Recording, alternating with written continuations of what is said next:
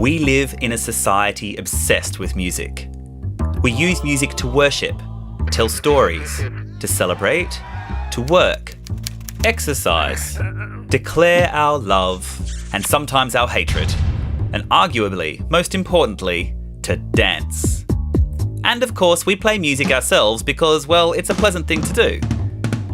Thousands of years ago, in ancient Greece, when it came to music, things weren't much different. They might have had lyres and tunics instead of MP3 players and jeans, but the ancient Greeks were just as obsessed with music as we are today. In fact, music was such an important part of ancient Greek society that it makes us seem tame by comparison. To really understand just how integral music was to the ancient Greeks, let's begin by acquainting ourselves with a bit of their mythology. In ancient Greek mythology, it was believed that human creativity was the result of divine inspiration from a group of goddesses known as the Muses.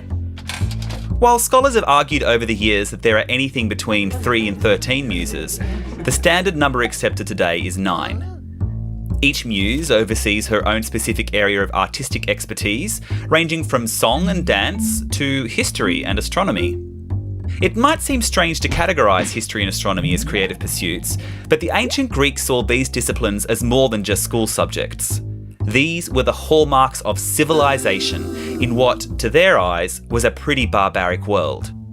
An educated, civilised person was expected to be proficient in all aspects of creative thought inspired by the Muses, and the common medium through which these disciplines were taught, studied and disseminated was music. You see, it's no coincidence that the word muse is very similar to the word music. It's where the word originates. Poetry, be it a love poem or an epic poem about a dragon-slaying hero, was sung with a musical accompaniment. Dancing and singing, obviously, were accompanied by music. Theatre was always a combination of spoken word and music. History was recounted through song. Even the study of astronomy was linked to the same physical principles as musical harmony, such as the belief held by many Greek thinkers that each of the planets and stars created their own unique sound as they travelled through the cosmos, thrumming like an enormous guitar string light years long. However, music pervaded more aspects of their lives than just education. Ancient Greeks considered music to be the basis for understanding the fundamental interconnectedness of all things in the universe. This concept of connectivity is known as harmonia, and it's where we get the word harmony. Music was used as a form of medicine to treat illnesses and physical complaints, as a vital accompaniment to sporting contests, and as a means to keep workers in time as they toiled away on monotonous or menial tasks.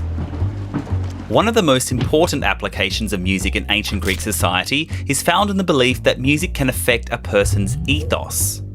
A word we still use today, ethos is a person's guiding beliefs or personal ethics, the way that one behaves towards oneself and others. The Greek philosopher Plato, one of the most famous and influential Greek thinkers at the time, asserted that music had a direct effect on a person's ethos. Certain kinds of music could incite a person to violence, while others could placate a person into a benign, unthinking stupor.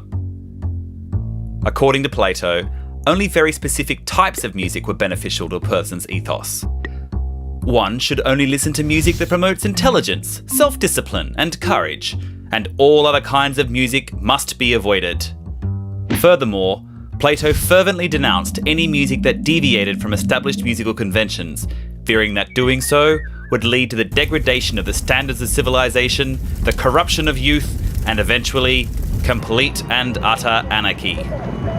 While Plato's fears can seem extreme, this argument has appeared in modern times to condemn musical trends such as jazz or punk or rap. What do you think Plato would say about the music you listen to? Is it beneficial to your ethos? Or will it degenerate you into a gibbering, amoral barbarian?